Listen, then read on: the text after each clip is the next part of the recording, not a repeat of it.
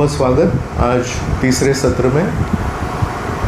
और कल हमने चर्चा की कि कैसे माखन चोर कृष्ण ये हमारा हृदय भी चोरी कर सकते हैं, और अगर उनको हमारा हृदय चोरी करना है तो हमको यशोदा माई जैसा अपना संपूर्ण जीवन, सुबह हो, दोपहर हो, शाम हो, चाहे वो माखन बनाना हो या चाहे उनको डिसिप्लिन करने के लिए उनके पीछे भागना हो, या फिर ऐसा भी हो सकता है कि हमको उनको बांधना पड़े। लेकिन हर क्रिया में एक ही भावना है यशोदा माई की, वो है कि श्री कृष्ण भगवान का नाम कैसे अच्छा हो, श्री कृष्ण भगवान के बारे में बाकी लोग अच्छे कैसे बोले और उनको चोर बोलना कैसे छोड़ दे। तो ये अगर हमारी भावना है तो कोई भी क्रिया हम करें, लेकिन हमेशा सेवा भावना से करें और हमेशा ये सोचे कि श्री कृष्ण भगवान इससे प्रसन्न कैसे होंगे। श्रील रूप गोस्वामी नाम के एक बहुत बड़े आचार्य हैं, तो एक बहुत अच्छा उदाहरण देते हैं। वो बोलते हैं, एक तरफ है यशोदा माई जिन्होंने श्री कृष्ण भगवान को डराया, छड़ी दिखाई उनको, तो क्या ये अच्छा है? ऐसे हम अभी बालाजी के सामने जाएंगे, हाथ में से छड़ी लेके जाएंगे, तो क्या अच्छा लगेगा? वो पुजारी बोलेंगे आप कौन है, गलत लोग हैं, आप चले जाइए यहाँ से। और दूसरे तरफ है जब कंस को मारने के बाद में कंस ने दो बड़े पहलवानों को कृष्ण और बलराम से लड़ने के लिए भेजा उनको, तो उनका नाम था चाणूर और मुष्टिक। तो ये चाणूर और मुष्टिक ने कृष्ण और बलराम को बहुत अच्छे से आलिंगन किया। अगर आप श्रीमद् भागवतम पढ़ेंगे तो उसमें बताया है कि कैसे चाणूर के कंधे ये कृष्ण के कंधे से एकदम जुड़ गए, चाणूर का पेट ये कृष्ण के पेट से एकदम जुड़ गया, चाणूर की जो जांघें हैं वो कृष्ण की जांघें से एकदम जुड़ गई। मतलब एकदम पूरा बॉडी को उन्होंने आलिंगन किया। तो एक तरफ है यशोदा माई जो कृष्ण में डर पैदा कर रही है, और एक तरफ है चाणूर और मुष्टिक जो पूरे शरीर से कृष्ण को आलिंगन कर रहे हैं। तो इन दोनों में से भक्ति का प्रतीक कौन है?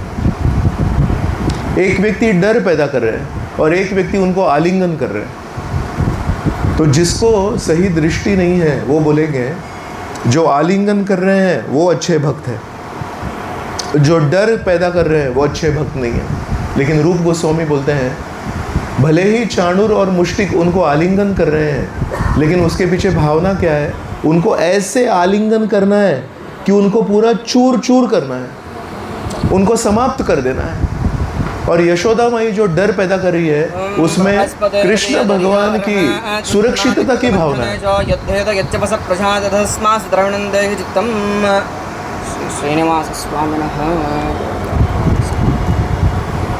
तो एक तरफ यशोदा माई है जो उनमें डर पैदा कर रही है, और एक तरफ चाणूर और मुष्टिक है जो उनको मारने के लिए उनको आलिंगन कर रहे हैं। तो अब समझ में आएगा कि भक्त कौन है। तो इसलिए कई बार लोगों को ऐसा लगता है कि भक्ति ये क्रिया के ऊपर निर्भर है, लेकिन भक्ति ये क्रियाओं के ऊपर निर्भर नहीं है। भक्ति है ये भावनाओं के ऊपर निर्भर है। तो इसलिए अगर हमको भक्ति तत्व समझना है या भक्तों को समझना है तो कभी भी उनकी बाह्य क्रियाओं से हम भक्तों को नहीं समझ सकते। कभी कभी भक्त ऐसी भी क्रिया कर सकते हैं भगवान की सेवा में जो हमारे समझ के बाहर हो। इसलिए हमेशा हमको ये पूछना चाहिए कि वो भक्त जब वो क्रिया कर रहा था उसके पीछे उसकी भावना क्या थी। भक्त का एक गुण है कि हमेशा नम्रता होनी चाहिए। तो क्या अर्जुन जब युद्ध कर रहा है और तीर पे तीर चला रहा है, क्या वो नम्रता से चला रहा है क्या? अगर बाह्य दृष्टि से देखेंगे तो हमको लगेगा अर्जुन देखो सबको मार रहा है।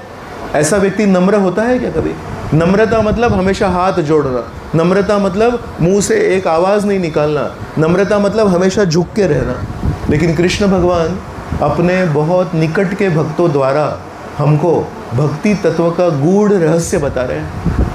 नम्रता ये नहीं है कि हम हमेशा आवाज़ नहीं निकाले, नम्रता ये नहीं कि हम हमेशा झुके रहे। नम्रता मतलब भगवान को क्या पसंद आए उसके लिए हम शूरवीर होके युद्ध करने के लिए भी तैयार हैं। हनुमान जी नम्र है कि नहीं है? हनुमान जी नम्र है। जब रावण ने उनको पकड़ के लाया अपने राक्षसों द्वारा और रावण की सभा में हनुमान जी को बिठाया, तो रावण का जो आसन था वो ऊंचा था और हनुमान जी नीचे बैठे थे। तो नम्र व्यक्ति को कैसे बैठना चाहिए? नम्र व्यक्ति को हमेशा नीचे बैठना चाहिए। और मेरे जैसे व्यक्ति हैं जो रावण की तरह है, वो ऊंचे आसन पर बैठते हैं। तो रावण ने जब हनुमान जी को नीचे बिठाया तो क्या हनुमान जी नीचे बैठे रहे क्या? हनुमान जी सोचे इस रावण के सामने मैं नीचे नहीं बैठूंगा। तो हनुमान जी ने अपनी पूंछ को बढ़ाया और उससे एक आसन बनाया, और आसन की जो ऊंचाई थी वो रावण के आसन से ऊपर चली गई। और उधर से हनुमान जी रावण के साथ बात कर रहे हैं, बोलो अभी क्या है करके। और जब रावण ने पूछा तुम कौन हो, तो क्या बोले? दासो हम कौशलेंद्रस्य।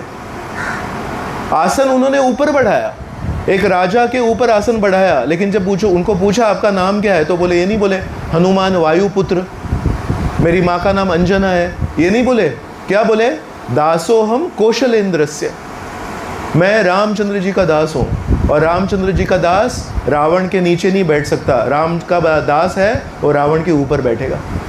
तो अगर हमको सही भावना नहीं मालूम है तो हमको लगेगा अरे हनुमान तो गलत है, ऐसे ऊपर के आसन पे जाके बैठ गया, और बाकी लोग देखो कितने अच्छे नीचे बैठे हैं। तो बात ये नहीं है कि हम नीचे बैठे हैं कि ऊपर बैठे हैं। बात ये नहीं है कि हम क्रूरता से युद्ध कर रहे हैं कि यशोदा जैसे श्री कृष्ण को छड़ी दिखा रहे हैं। बात ये है कि हम जो भी कर रहे हैं उसमें क्या हमारी भावना है। मैं जो भी बोलूँ, मैं जो भी बर्ताव करूँ, मैं जो भी करूँ, उसमें मैं श्री कृष्ण भगवान को, राम भगवान को, बालाजी को क्या मैं प्रसन्न कर रहा हूँ। तो ये बहुत इम्पॉर्टेंट है। तो आज हम कल बताए थे कि आज हम ऐसे व्यक्ति के बारे में चर्चा करेंगे जो वृंदावन में आए लेकिन इस बात को कभी समझे नहीं। तो कई बार हमको लगता है कि कृष्ण को तो मैं जानता हूँ, और विशेष रूप से भारतीयों के मन में ये बहुत एक गलत फहमी है, क्योंकि हम भारत देश में जन्मे हैं और कश्मीर से लेके कन्याकुमारी तक और जूनागढ़ से लेके जगन्नाथपुरी तक हमने सबने बचपन से कृष्ण राम ये शब्द सुने हैं। तो हमको लगता है अरे ये तो हमारे पिछवाड़े ही रहता है ये कृष्ण और राम। तो सबसे पहले व्यक्ति जो विष्णु के नाभि में से प्रकट होते हैं वो है ब्रह्मा जी। सबसे पहले अगर आप बोले एक दृष्टि से तो पुत्र है वो। हालांकि उनके लिए लक्ष्मी और विष्णु को एक साथ आने की ज़रूरत नहीं है। विष्णु के नाभि में से एक कमल का फूल निकलता है, उसमें ब्रह्मा जी होते हैं। तो कौन से व्यक्ति हैं जो इस ब्रह्मांड में सबसे पहले जन्म लिए हैं? वो है ब्रह्मा जी। और इन्होंने स्वयं विष्णु की नाभि में से जन्म लिया है।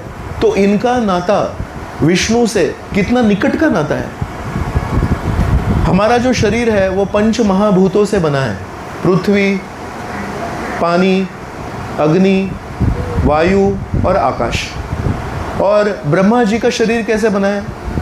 ब्रह्मा जी का शरीर बुद्धि से बना है। उनके शरीर में भूमि, पानी, अग्नि नहीं है, पूरा बुद्धि का शरीर है उनका। सबसे अक्लमंद व्यक्ति है वो। क्यों? क्योंकि जब सृष्टि तैयार करनी है तो ये सारी जो अलग अलग वैरायटी की सृष्टि है, पेड़ कितने वैरायटी के हैं, प्राणी कितने वैरायटी के हैं, ये सब किसने बनाया है? सृष्टि किसने बनाई है? ब्रह्मा जी ने बनाई है। उसके लिए कितनी बुद्धि लगती होगी। जो बायोलॉजी पढ़ते हैं वो केवल जीव शास्त्र पढ़ते हैं, जो केमिस्ट्री पढ़ते हैं वो केवल केमिकल को पढ़ते हैं, जो फिजिक्स पढ़ते हैं वो केवल फिजिकल चीज़ों को पढ़ते हैं। ये एक एक विभाग है, उसमें कितने सालों साल लग जाते हैं पढ़ने के लिए। और ये सब तैयार किसने किया? जो चीज़ को पढ़ने में हमारा समय लगता है वो चीज़ बनाने वाले व्यक्ति कितने होशियार होंगे। तो वो जो ब्रह्मा जी है वो एक दिन जब वृंदावन पहुँचे तो उनके साथ वृंदावन में क्या हुआ ये हम आज चर्चा करेंगे। लेकिन ब्रह्मा जी वृंदावन में आने से पहले कुछ घटनाएं हुई, वो उससे जुड़ी हुई है, तो उसके ऊपर हम चर्चा करेंगे। तो कल हम चर्चा कर रहे थे कि कैसे कृष्ण अपने भक्तों के ऊपर बहुत प्रेम करते हैं, और अंत में हमने कहा जितना प्रेम कृष्ण अपने भक्तों से करते हैं उतना ही प्रेम उनके भक्त भी कृष्ण से करते हैं। तो जब कृष्ण की उम्र 3 साल की हुई तो उनको उनके पिताजी ने बहुत बड़ी जिम्मेदारी दी। अभी आप सोचिए, हम हमारे बच्चों को जब 3 साल की उम्र होती है तो क्या जिम्मेदारी देते हैं। हम सोचते हैं उनको क्रिकेट आना चाहिए, कोई अगर कुछ एक्सपर्ट है तो बोलेंगे अरे तुमको साइकिल चलानी आनी चाहिए।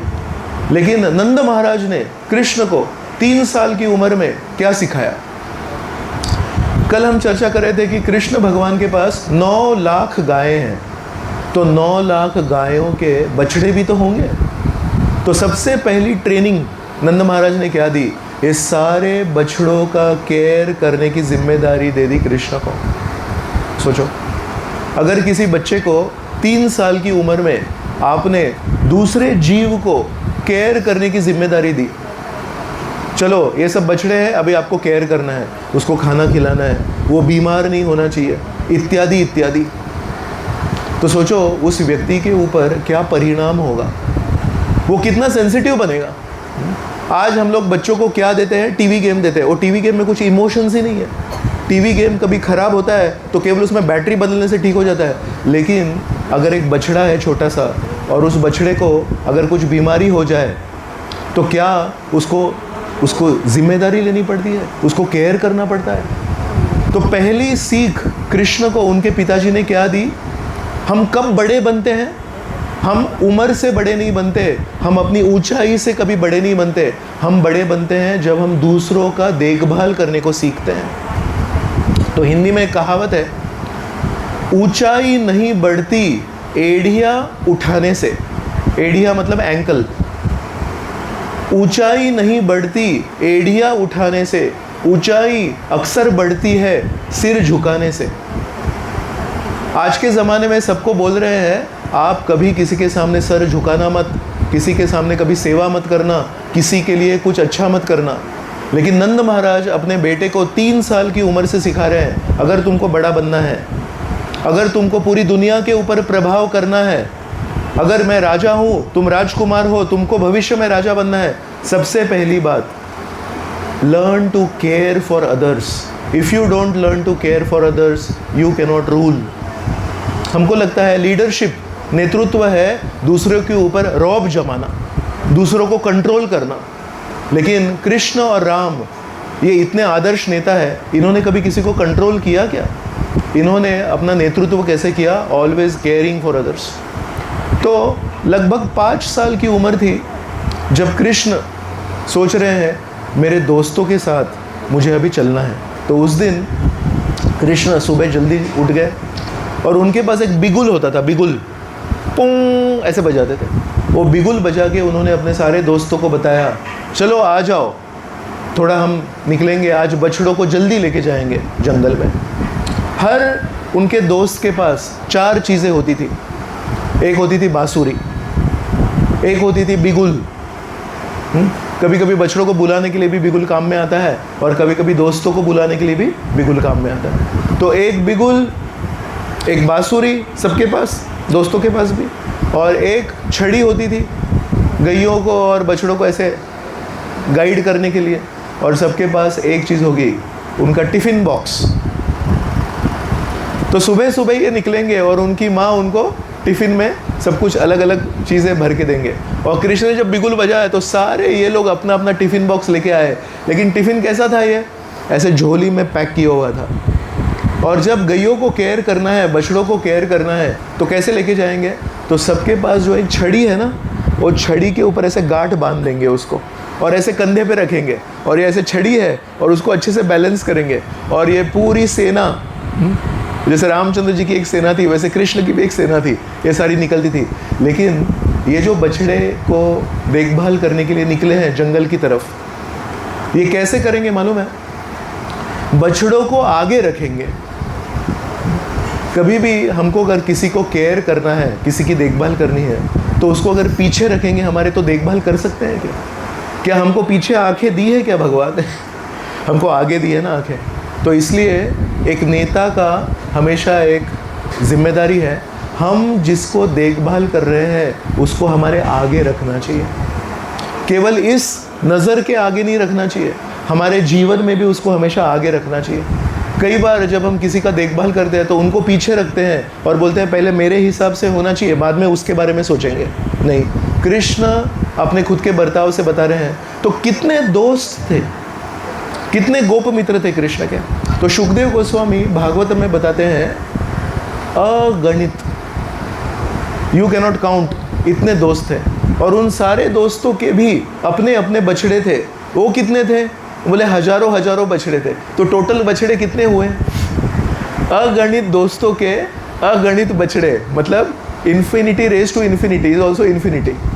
तो इतने सारे बछड़ों को लेके अभी कृष्ण निकले हैं। अभी जब जंगल में गए हैं तो उनको एक दूसरे के साथ थोड़ा खेलना भी है।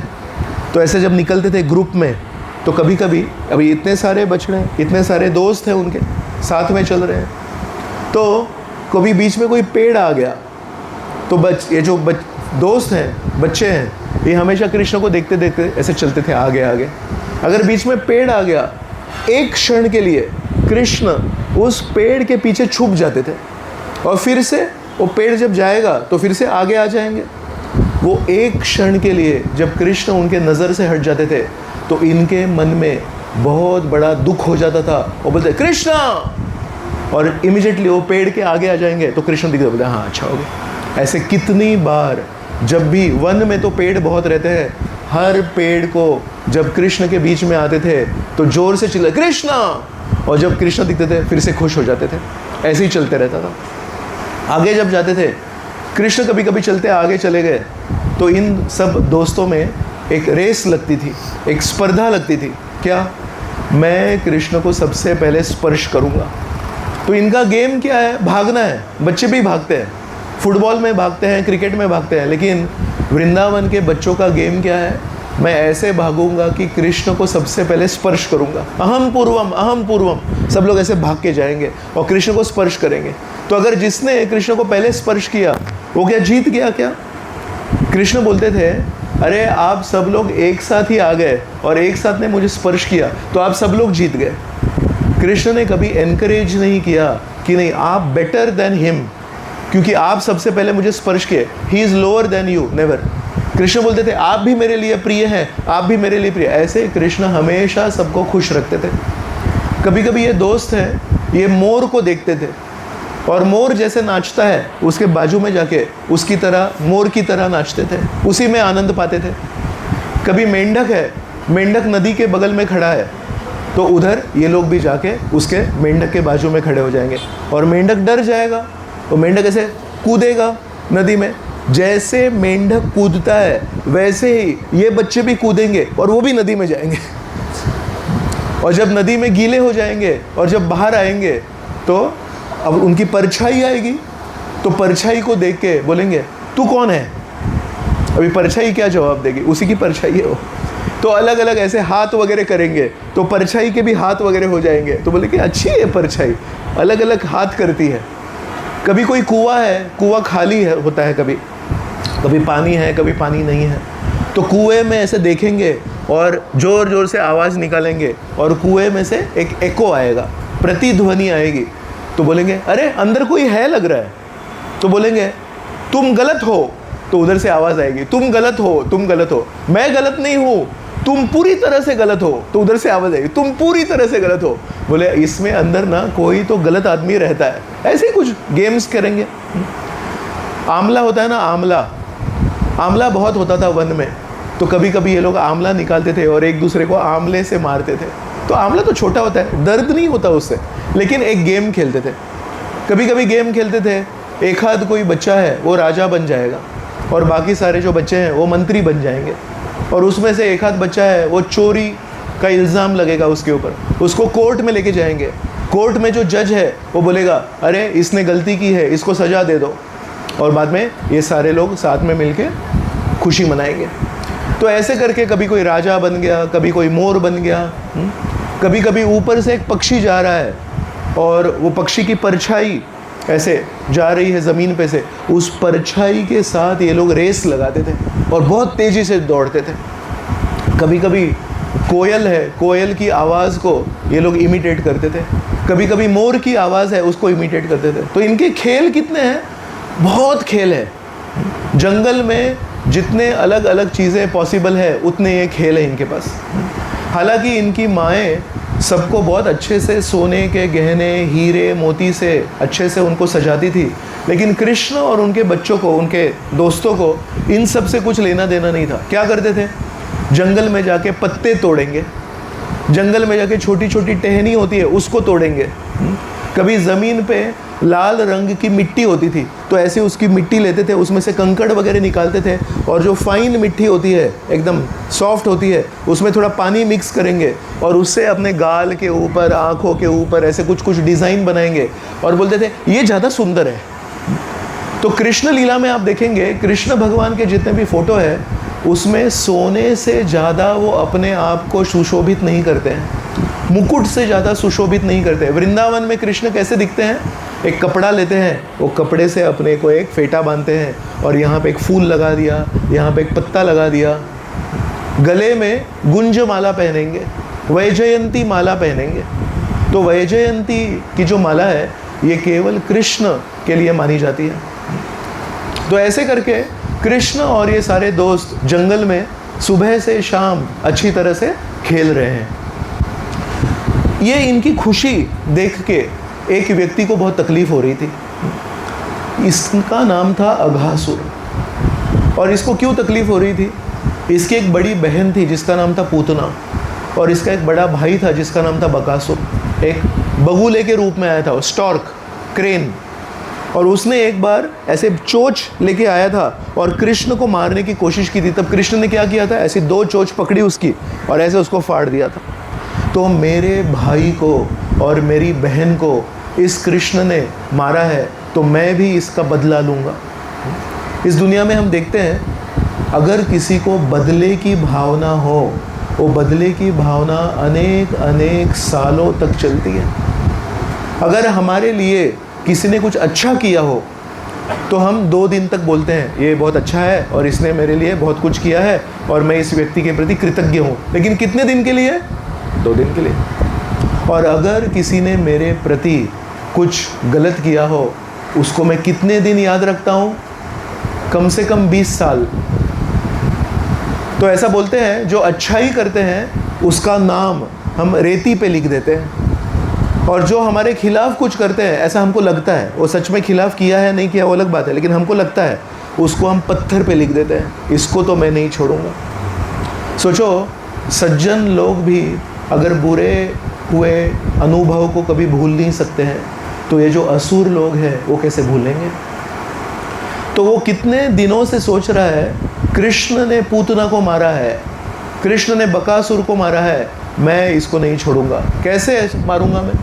तो पूतना तो खुद से आई थी मारने के लिए,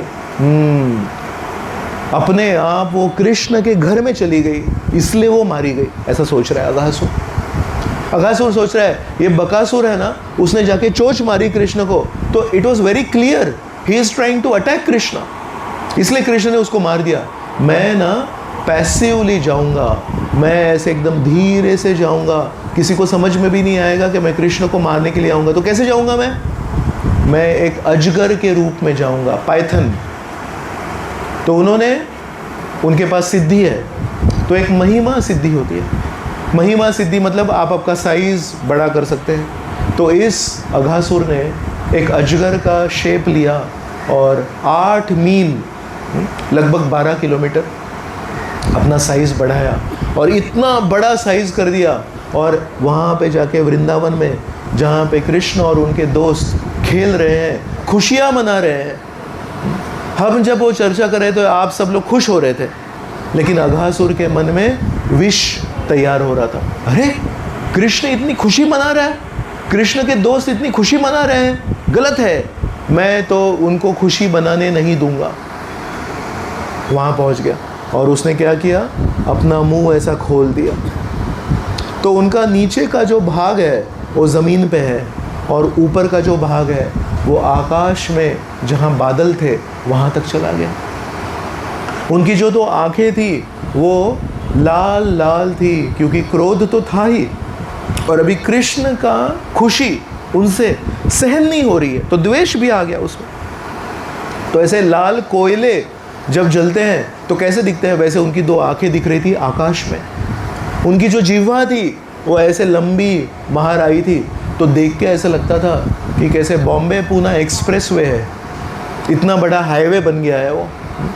उनके जो दांत थे, ऐसे अजगर को छोटे छोटे दांत होते हैं यहाँ पे, है ना, तो हर एक दांत एक पर्वत की तरह लग रहा था। नीचे ऐसे पर्वत थे और ऊपर भी पर्वत लग रहे थे, और अंदर से बहुत दुर्गंध आ रही थी। क्यों?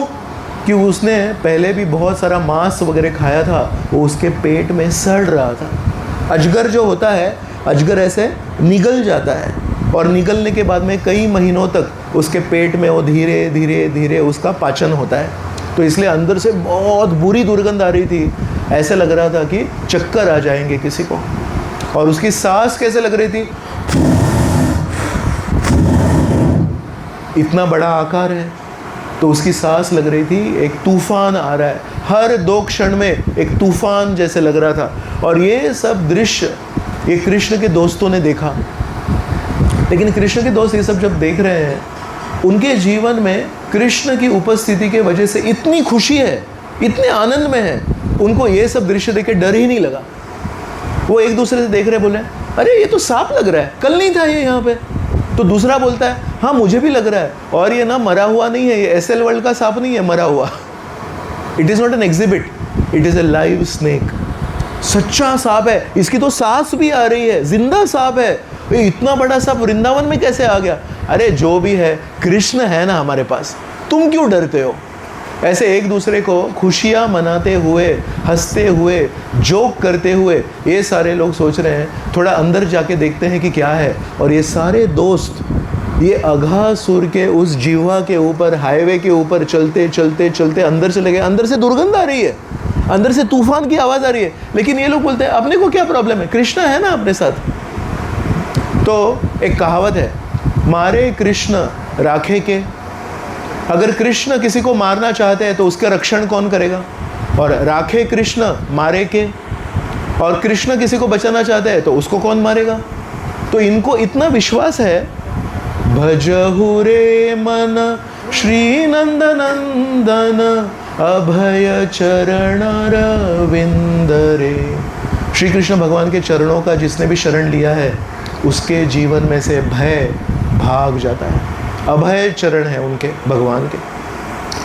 तो ये लोग ऐसे मजाक करते हुए अंदर जा रहे थे, और ये अघासुर यहाँ पे ऐसे बैठा था ना, ये इस अघासुर को डरते हुए देवता भी बादलों के पीछे छुपे थे। कल भी मैंने बताया, देवता देख रहे थे, किसको देख रहे थे? यशोदा माई श्री कृष्ण के पीछे भाग रही थी, वो देख रहे थे। तो देवता हमेशा देखते थे, क्योंकि देवताओं को ब्रह्मा जी ने बताया था, पहले दिन हमने चर्चा की थी। विष्णु ने आकाशवाणी दी है कि कृष्ण आएंगे यदुवंश में, आप मदद करना। तो उनको मालूम है ये कृष्ण है, ये भगवान है, तो देखना चाहते हैं ये क्या है। तो यशोदा माई जब भाग रही थी तो आश्चर्यचकित हो गए। आज वही देवता देख रहे हैं कृष्ण वहाँ पे खेल रहे हैं, और पास में ये अजगर के रूप में आए हैं, अब क्या होगा। और ये सारे बच्चे जब अंदर चले गए तो ये देवता देख रहे हैं, बाप रे ये सब अंदर चले गए, क्या होगा। देवताओं के हाथ में अमृत का प्याला है, ऐसा बोलते हैं ना स्वर्ग में अमृत मिलता है, तो स्वर्ग का अमृत का प्याला है उनके ग्लास में, उनके हाथ में, और उधर अमृत पी रहे हैं। लेकिन मन में भय है। क्यों? उनको लगता है अगर ये अघासुर इस सारे बच्चों को मार दिया तो उसके बाद में हमको भी मारेगा। तो इसलिए भय कब जाएगा? केवल अमृत का प्याला हाथ में रहने से नहीं जाएगा, जब हम भगवान की शरण लेंगे तब जाएगा। जिनके हाथ में अमृत है वो डर रहे हैं अघासुर को, और जिनके सामने अघासुर है लेकिन जिनके साथ में कृष्ण है, वो हंसते हंसते कृष्ण के मुख में जा रहे हैं। तो कृष्ण सोच रहे हैं अरे रुको, अंदर मत जाओ, क्यों जा रहे हो अंदर। लेकिन वो लोग इतनी मौज कर रहे हैं ना, अरे हा हा हा हा हा, झूमते नाचते गाते ऐसे कूदते हुए, इनको मालूम ही नहीं व्हाट इज फियर, भय क्या बोलते हैं इसको मालूम ही नहीं। ये सब अंदर जाए, कृष्ण रुको रुको, उतने में चले गए अंदर। तो कृष्ण सोच रहे हैं आज तक जितने भी राक्षस आए, आज तक जितने भी असुर आए, उन्होंने कभी मेरे दोस्तों को या मेरे भक्तों को अंदर निगल नहीं गए। वो तो बाहर थे, पूतना जब आई तो सब बाहर है, बकासुर जब आया तो बाहर है, तृणावर्त जब आया तो बाहर है, आज ये सबसे पहली एक बहुत बड़ी समस्या हो गई कि इस असुर ने मेरे अपने दोस्तों को पेट के अंदर डाला है। अभी अगर इस असुर को मारना है तो मुझे बहुत देखभाल करनी पड़ेगी, मुझे I have to be very careful. तो थोड़े एक क्षण के लिए कृष्ण सोच रहे हैं आज इस अघासुर को मारते समय I have to be extremely careful. क्यों? मारते मारते अगर कुछ गलती कर दी मैंने तो मेरे अंदर जो दोस्त हैं वो भी मारे जा सकते हैं। तो ये सोच के एक क्षण के लिए रुक गए, बोले चलो अभी मेरे दोस्तों को तो मुझे बचाना है, जो होगा वो होगा। लेकिन कृष्ण भी अंदर चले गए। जैसे ही कृष्ण अंदर चले गए इस अघासुर के मन में बहुत खुशी हो गई। क्यों? उसने मुंह खोल के रखा था, बच्चों के लिए नहीं रखा था, दोस्तों के लिए नहीं रखा था, कृष्ण के लिए रखा था। तो कृष्ण जैसे ही आ गए खुश हो गया ये। और अंदर उस बदबू से, इतनी बुरी बदबू है, वो सारे बच्चे बेहोश हो गए। पॉइजन, विष था उस वायु में, वो बेचारे बच्चे बेहोश हो गए। और कृष्ण अंदर गए और कृष्ण बोले इन्होंने मेरे दोस्तों को बेहोश कर दिया है, अब मालूम नहीं आगे क्या होगा। I can not waste time, समय को मैं बर्बाद नहीं कर सकता। कृष्ण के ने वृंदावन में जितनी भी लीलाएं की हैं, थोड़ा ना प्रभु बाहर जाके यहाँ पे कुछ सज्जन लोग हैं, इनको बोला थोड़ा सा, तो इनको जाके वृंदावन में जितने भी असुरों को मारा है, कृष्ण ने अपने दोस्तों के सामने कभी अपने शक्ति का प्रदर्शन नहीं किया। क्यों? अगर शक्ति का प्रदर्शन करेंगे तो दोस्तों को समझ में आएगा अरे ये तो कोई विशेष लग रहा है, हमने तो कभी लाठी चलाना सीखा नहीं, हमको बचपन से क्या सिखाया, गैयों को केयर करना है, बछड़ों को केयर करना है, ये युद्ध करने का कहाँ सीखा कृष्ण? हमको तो नहीं सिखाया, नंद महाराज ने भी नहीं सिखाया। इसका मतलब है ये कोई और है। ये अगर ब्रजवासियों को समझ गए कि ये विष्णु है जो हमारे गांव में आए हैं, तो फिर वो उनके साथ में प्रेम नहीं कर सकते, और कृष्ण को तो प्रेम चाहिए। तो इसलिए कृष्ण ने क्या किया, पहली बार ऐसी अवस्था देखा उन्होंने, अरे क्या है, कहाँ है मेरे दोस्त लोग, क्या देख रहे हैं? तो बोले बेहोश है। बेहोश हो गए, चलो कोई बात नहीं। First time in Vrindavan Krishna expanded himself. क्यों? अगर कोई व्यक्ति अपने आकार को बढ़ाएगा तो उसके ऊपर शक आएगा, ये कौन है, इसने आकार कैसे बढ़ाया। आज तक कृष्ण ने वृंदावन में कभी आकार नहीं बढ़ाया, लेकिन ये सब दोस्त सोए हैं तो कृष्ण ने अपने आकार बढ़ाया। और ये गला है, अघासुर का गला है, वहाँ पे खड़े हो गए कृष्ण और उन्होंने अपने आकार को बढ़ाया। और गले में विंड पाइप है, गले में से सांस ले रहे हैं, वो सांस रुक गई।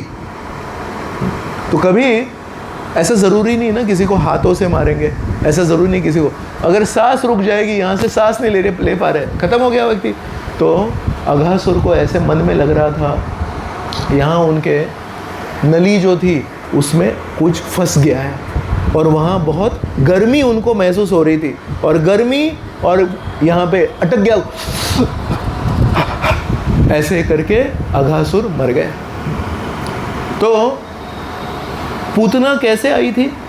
पूतना आई थी अपने शरीर के ऊपर विष लगा के, हमने चर्चा की कल। तो पूतना विष लगा के आई थी, और बकासुर सीधा सीधा अपनी चोंच से शार्प मारने की कोशिश कर रहा है ऐसे कृष्ण को। और अघासुर कैसे आया? ना उसके पास विष है, ना उसके पास चोंच है, देखने में कितना इनोसेंट लग रहा है, लेकिन उसके मन में विष भरी भावना थी। मालूम है क्या भावना थी? उनके मन में भावना थी मैं कृष्ण को भी मारूंगा और कृष्ण के दोस्तों को भी मारूंगा। बकासुर जब आया था, पूतना जब आई थी, किसको मारने के लिए आई थी पूतना? कृष्ण को मारूंगी, उसको दूध पिलाऊंगी। बकासुर जो चोंच से मार रहा है, अगर आप पढ़ेंगे तो बकासुर ने कृष्ण के दोस्तों के ऊपर आक्रमण नहीं किया, बकासुर ने कृष्ण के ऊपर आक्रमण किया और कृष्ण ने उसको फिर मार दिया, है ना। तो एक दृष्टि से ये जो दोनों असुर हैं ये बहुत भयानक है। क्यों? विष लगा के आए हैं, चोंच लेके आए हैं, लेकिन किसको मारने की कोशिश कर रहे हैं? केवल कृष्ण को।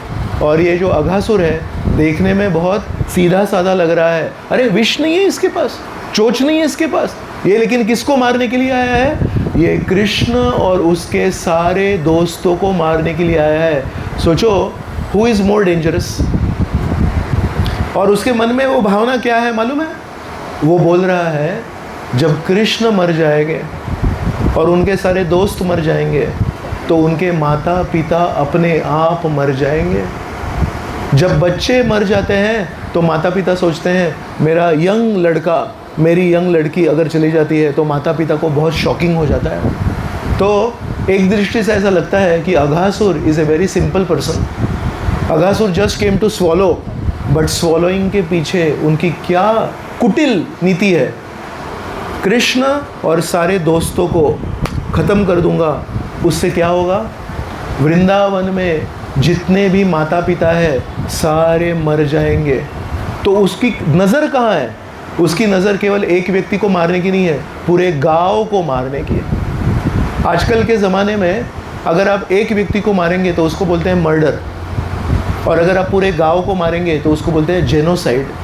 जेनोसाइड मतलब मास डिस्ट्रक्शन। तो मास डिस्ट्रक्शन करना गलत है कि मर्डर करना गलत है? दोनों गलत है, लेकिन mass destruction is mass murder. तो हमको लगता है, देखो अघासुर कितना सिंपल है, लेकिन अघासुर के मन में क्या भावना है? मास मर्डर, उसको पूरे गांव का मर्डर करना है। इसलिए कृष्ण उसकी ये गलत भावना को जानते हैं और कृष्ण बोलते हैं अगर कोई मास मर्डर करने के लिए आया है उसको मैं समय नहीं दूंगा। पूतना को मारने के लिए कृष्ण ने कुछ समय छोड़ दिया, बकासुर को मारने के लिए कृष्ण ने कुछ समय छोड़ दिया, लेकिन अघासुर को एक क्षण भी वेस्ट नहीं किया, तुरंत उसको मार दिया। तो जब उसको मारा तो उसका जो प्राण वायु है वो उसके सर में से निकला, क्योंकि उसकी सांस तो यहाँ पे फंस गई है, तो यहाँ से उसकी सांस निकल नहीं सकती। तो कहाँ से निकली उसकी प्राण वायु? और उसकी जो आत्मा है वो कहाँ से निकली? उसकी स्कल में से बाहर निकली। और एक चमकने वाला एक वहाँ पे शाइनिंग ऑब्जेक्ट था, वो क्या था? उसका आत्मा, वो ऐसे आकाश में जाके रुका हुआ है। और फिर कृष्ण ने अपने दोस्त जो बेहोश हो गए थे उनको अपनी नज़र की अमृत से उनको पुनः जागृत कर दिया, और वो जागृत हो गए। अरे हम लोग बेहोश हो गए क्या? और कृष्ण तुम कब आए यहाँ पे? हमको तो मालूम ही नहीं। तो कृष्ण बोले चिंता मत करो, आ जाओ, चलो बाहर आओ पहले। तो उसका मुंह खुला है, कृष्ण और सारे दोस्त वहाँ से बाहर आ गए। तब वो जो अघासुर की आत्मा है जो आकाश में ऐसे चमक रही थी, वो सब लोगों के सामने देवता भी देख रहे हैं कि अरे कृष्ण को निगल गया ये अजगर, अभी क्या होगा? लेकिन कृष्ण जब बाहर आए तो खुशियाँ मनाने लगे, और वो जब खुशी मना रहे थे तो वो जो चमकने वाली जो आत्मा थी अघासुर की, वो सबके सामने ऐसे आई और कृष्ण के शरीर में उसको मुक्ति मिल गई। तो अभी शुकदेव गोस्वामी एक सवाल पूछ रहे हैं, बड़े बड़े ऋषि मुनि बहुत तपस्या करते हैं किसके लिए? मुक्ति पाने के लिए। और वो मुक्ति इस अघासुर नाम के जहरीले विचारों वाले अघासुर को कैसे मिली? तो उसके लिए बताते हैं। देखो, अगर किसी मंदिर में हम जाते हैं और उस मंदिर में जो मूर्ति है भगवान की, बालाजी की हो गई, राम जी की हो गई, कृष्ण की हो गई, नरसिम्हा देव की हो गई, उस मूर्ति के प्रति अगर हमको आकर्षण हो गया और उस मूर्ति के ऊपर हम ध्यान करने लगे, जैसे हम सुबह दोपहर शाम मूर्ति के बारे में सोच रहे हैं, तो वो मूर्ति मंदिर से हमारे मन में आ जाती है और हम अपने मन में उस मूर्ति को ग्रहण करते हैं, क्योंकि सुबह दोपहर शाम उसी के बारे में चिंतन करते हैं। उसको बोलते हैं इष्ट देव, हमारे मन में वो है। तो अगर हमारे शरीर में, हमारे मन में भगवान जब आते हैं तो हम पवित्र हो जाते हैं, और जब हम पवित्र हो जाते हैं तो हमको मुक्ति मिल सकती है। अघासुर के साथ क्या हुआ? जैसे हम बता रहे हैं आपको, भगवान सूक्ष्म रूप में किसी भक्त के हृदय में आ जाएंगे तो भक्त शुद्ध हो गया और भक्त को मुक्ति मिल जाएगी। अघासुर के साथ क्या हुआ? अघासुर के साथ यही तो हुआ। अघासुर ने मुंह खोल के रखा है और स्वयं साक्षात कृष्ण, मूर्ति नहीं, भावना नहीं, सूक्ष्म रूप से नहीं, स्वयं साक्षात कृष्ण उसके अंदर चले गए। तो जब कृष्ण अंदर चले गए और उसके शरीर से के साथ जब कृष्ण का संपर्क हुआ तो अघासुर पूरी तरह से शुद्ध हो गया। उसके मन में जितनी भी बुरी भावनाएं थी वो सब शुद्ध हो गई, और उसके बाद में जब उसकी मृत्यु हो गई तो वो जो आत्मा है वो शुद्ध है, अभी तो पापी नहीं है, इसलिए उस आत्मा को सबके सामने कृष्ण ने मुक्ति दे दी। तो हम पहले दिन और दूसरे दिन दोनों दिन इस विषय पे चर्चा किए थे। कि कृष्ण ऐसे व्यक्ति हैं जो मारते समय एक राक्षस को भी मुक्ति दे देते हैं। आज तक ऐसे कभी हुआ नहीं। जब कोई राक्षस मरता है तो उस जीवन में उसकी जो आयु है वो खत्म हो जाती है, लेकिन क्या उसकी राक्षसी प्रवृत्ति खत्म होती है क्या? शरीर उसका खत्म हो गया, उसको मार दिया, उसकी गर्दन काट दी, लेकिन उसके मन में जो द्वेष है, उसके मन में जो हिंसात्मक विचार है, क्या वो कभी खत्म होते हैं क्या? लेकिन कृष्ण भगवान ने एक ऐसे लीलाएं की है, इतने मीठे हैं कृष्ण, कि जो उनको मारने के लिए आए, उनको जब मारा तो उनको जब स्पर्श किया तो उनको पूरी तरह से शुद्ध कर दिया, और उसके बाद में जब मृत्यु हो गई तो उन सारे असुरों को भी उन्होंने वैकुंठ दे दिया। ये इसके पहले भी कभी नहीं हुआ है और इसके बाद में भी कभी नहीं होगा। इसलिए श्रील रूप गोस्वामी है, वो श्री कृष्ण भगवान का एक नाम बताते हैं। उनका एक नाम है हतारी गतिदायक। हत मतलब मार दिया, अरि मतलब दुश्मन, गति मतलब वैकुंठ, दायक मतलब दे दिया। तो श्री कृष्ण भगवान का एक नाम है हतारी गतिदायक। तो अघासुर तो भी मर गया, लेकिन वो सांप उधर ही था। तो कितनी बड़ी घटना है ये। इतने बड़े सांप को कृष्ण ने अंदर से ही मार दिया। तो शुकदेव गोस्वामी ने ये पूरी कहानी बताई, और परीक्षित महाराज सामने बैठे हैं, और ये 7 दिन का सप्ताह चल रहा है। तो ये कहानी कब बता रहे हैं? 4.5 दिन लगभग हो चुके हैं। 4.5 दिन से परीक्षित महाराज ने अन्न का दाना नहीं खाया है, परीक्षित महाराज ने पानी नहीं पिया है। हमारे को अगर थोड़ा अन्न नहीं मिलता है, थोड़ा पानी नहीं मिलता है, तो हमारा ध्यान रहता है क्या श्रवणम पे? हमारी कथा हमारी लॉस्ट हो जाती है। परीक्षित महाराज ये सुन रहे हैं, और शुकदेव गोस्वामी बोलते हैं ये जो कहानी है अघासुर को मारने की, ये हुई जब ये जो बच्चे हैं ये कुमार अवस्था में थे। तो कुमार मतलब क्या? जब आयु 5 साल की होती है उस काल तक बच्चों को बोलते हैं आप कुमार हैं। 5 के बाद में और 10 तक बच्चों को बोलते हैं पौगंड अवस्था में है, और 10 के बाद में 15 तक उसको बोलते हैं कैशोर लीला में है, और 15 के बाद में युवा हैं। Different stages. तो शुकदेव गोस्वामी ये पूरे अघासुर की कहानी बताए, और बोले ये जब कहानी हुई ना, तब कृष्ण और इनके सारे जो दोस्त हैं वो कुमार अवस्था में थे, लेकिन ये कहानी उन्होंने अपने माता पिता को पौगंड अवस्था में बताई। अरे 1 साल क्यों नहीं बताया उन्होंने? क्योंकि बाकी जब भी कुछ मारते थे तो ये सारे बच्चे दिन में ये लीला देखते थे, और शाम को जाके बोलते पप्पा आपको मालूम है आज क्या हुआ? आज ये बकासुर आया और कृष्ण ने खेलते खेलते उसको मार दिया। तो परीक्षित महाराज स्टॉप, रुक जाओ, मुझे एक सवाल है। इतनी बड़ी घटना हुई अघासुर वध की, और ये उनके दोस्तों ने अपने माता पिता को 1 साल के बाद में क्यों बताई? बताओ, रुक जाओ, पहले ये बताओ। शुकदेव गोस्वामी इतने खुश हो गए। एक स्पीकर, एक वक्ता के लिए सबसे अच्छी चीज़ क्या है? फैन नहीं, कैमरा नहीं, अच्छी कुर्सी नहीं, उसके लिए सबसे इम्पोर्टेंट है जो सुन रहे हैं वो ध्यान से सुन रहे हैं क्या। परीक्षित महाराज ने जब हाथ उठाया, बोले 1 मिनट पहले ये सवाल का जवाब दो, 1 साल क्यों लगा? बोले इतने खुश हो गए, बोले आपने तो मुझे एनकरेज कर दिया, you are encouraging me by your inquisitiveness. आपके सवालों ने मुझे खुशी दे दी, अब मैं तुमको बताता हूँ कि 1 साल क्यों लगा। तो शुकदेव गोस्वामी ने जानबूझ के क्रोनोलॉजिकली नहीं बताया, ऐसे खुद से बताना चाहिए ना क्या हुआ बीच में, नहीं बताया। वो देखना चाहते थे परीक्षित महाराज ध्यान से सुन रहे हैं क्या, और परीक्षित महाराज ध्यान से सुन रहे थे तो उन्होंने पकड़ लिया। बोले अभी बताता हूँ क्या हुआ। क्या हुआ कि अघासुर को मारने के बाद में ये कहानी हुई सुबह के समय। तो दोपहर को इनको बहुत भूख लग गई, तो सबके पास तो टिफ़िन था, वो तो मैंने बताया आपको।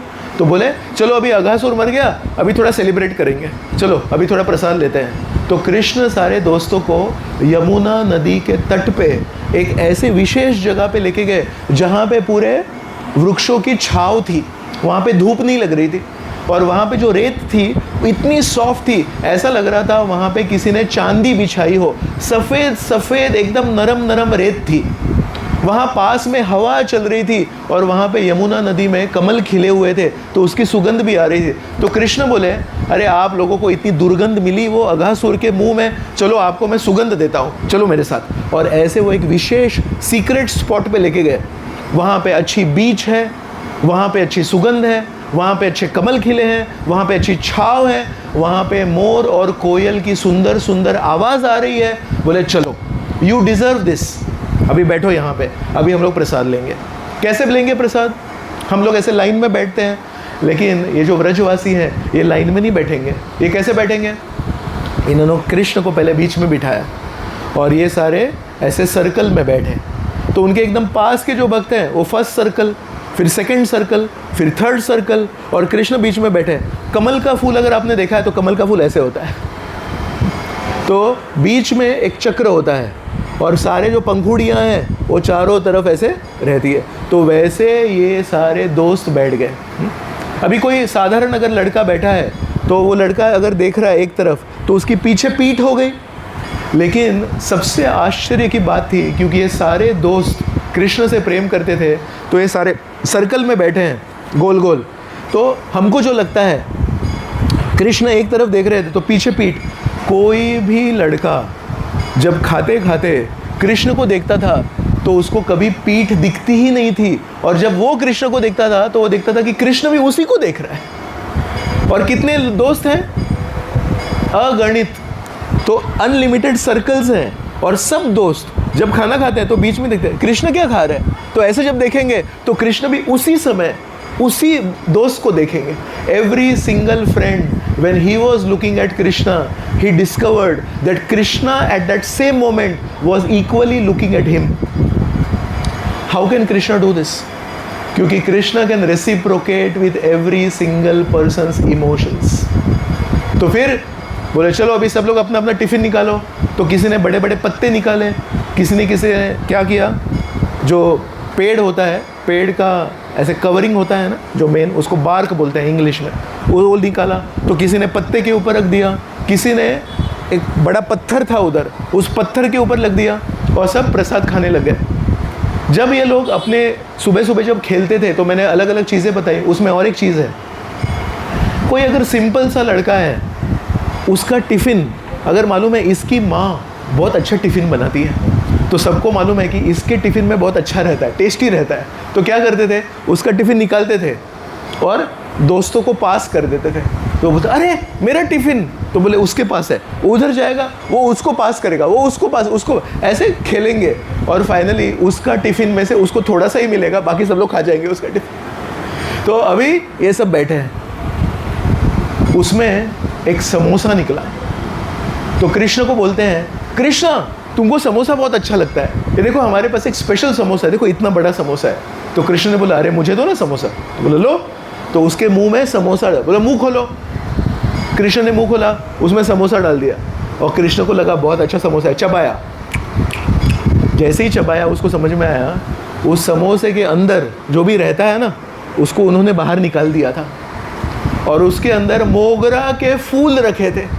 अभी मोगरा के जो फूल है ना, सुगंध बहुत अच्छे देते हैं, लेकिन आप में से किसी ने अगर गलती से मोगरा का फूल खाया है तो बहुत कड़वा होता है, उसे टेस्ट खराब हो जाती है। तो इन सारे दोस्तों ने कृष्ण का मजाक करने के लिए समोसे में सब निकाल दिया था, और उसके अंदर मोगरे के फूल रखे थे, और कृष्ण जब, और सब लोग ताली बजाने लगे, बोले कृष्णा देखो तुमको। और कृष्णा वो कड़वा कड़वा समोसा खाते हुए हंस रहे हैं और बोल रहे हैं ये मेरे दोस्त हैं, इनको मालूम ही नहीं कि मैं कौन हूँ। देवता मुझे जब भोग लगाते हैं तो क्या क्या अच्छा अच्छा भोग लगाते हैं, और बोलते हैं भगवान आप आके नारायण थोड़ा सा खा लो, और इनके सामने मैं खड़ा हूँ और ये मुझे मोगरे का समोसा दे रहे हैं। तो लेकिन इनका प्रेम बहुत है मेरे प्रति, तो इसलिए ये मोगरा मैं स्वीकार करूँगा। ठीक है, और क्या? तो बोले कृष्ण तुमको छाछ चाहिए क्या? हमारे पास छाछ है। बोले अरे हाँ, माखन दही दूध छाछ तो मुझे बहुत अच्छा लगता है। बोले इधर आओ। तो कृष्ण ऐसे दौड़ के आए छाछ के लिए, इसके हाथ में छाछ का बर्तन है, और कृष्ण आ रहे, तो इस दोस्त ने वो छाछ को पी लिया, लेकिन पी कैसे लिया?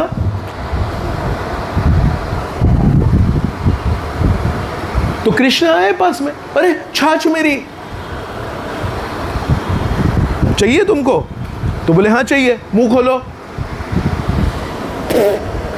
ऐसे किया तो यहां जो छाछ थी वो उस दोस्त के मुंह से निकली और कृष्ण ऐसे पकड़ रहे हो छाछ को और उस छाछ को पिए। और ऐसे ये दोस्त बहुत अच्छा मजाक कर रहे हैं एक दूसरे के साथ, और विशेष करके कृष्ण के साथ। और अघासुर के बारे में मैं जब बता रहा था आपको, तो मैंने बताया कि कैसे देवता भी डरते थे और देवता भी बादलों के पीछे से देख रहे थे। तो जब अघासुर का वध हुआ तो ये खबर देवताओं में गई और वो जब कीर्तन कर रहे हैं वहाँ पे, अरे अघासुर मारा गया, अघासुर मारा गया। वो जो आवाज़ थी, वो जो ध्वनि थी, वो ब्रह्म लोक तक गई।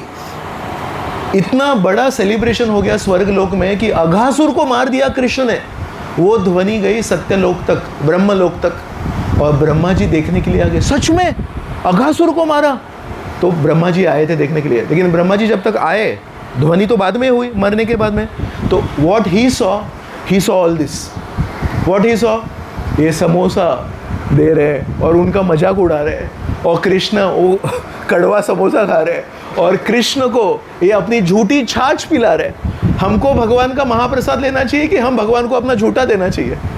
तो ब्रह्मा जी सारे वैदिक नियमों को पालन करने वाले हैं। और वेदों में क्या नियम है वो किसने लिखे हैं? वेद कहाँ से उत्पन्न हुए हैं? ब्रह्मा जी के मुख से उत्पन्न हुए। तो ब्रह्मा जी बोलते हैं, क्या ये वही भगवान है जिन्होंने मुझे दर्शन भी नहीं दिए थे? पहले दिन हमने चर्चा की और मेरे हृदय में बोले मैं यदुवंश में आऊँगा। मुझे मालूम है ये, क्योंकि अभी तो इन्होंने पूतना को मारा था, अभी तो इन्होंने बकासुर को मारा था, अभी तो इन्होंने मेरे सामने देखो अघासुर मरा पड़ा है। लेकिन वो भगवान जो देवताओं को दर्शन भी नहीं देते और जिन्होंने पूतना को मारा, अघासुर को मारा, क्या वो ऐसे दोस्तों का झूठा छाछ पीते हैं क्या?